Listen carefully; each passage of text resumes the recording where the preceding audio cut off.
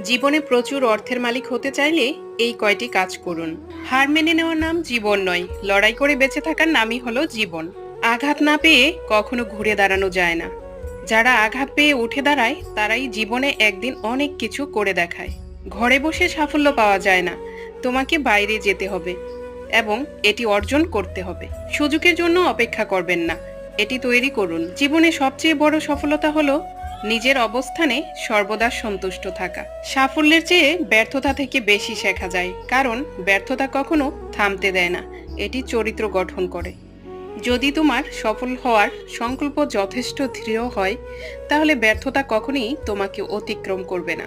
জীবন খুব দ্রুত পরিবর্তিত হয়, খুব ইতিবাচক উপায়ে যদি আপনি এটি করতে দেন। জীবনের লক্ষ্য কেবল বেঁচে থাকা নয়, সাফল্য অর্জন করা। ইতিবাচক চিন্তাভাবনা আপনাকে নেতিবাচক চিন্তাভাবনার চেয়ে ভালো কিছু করতে দেবে।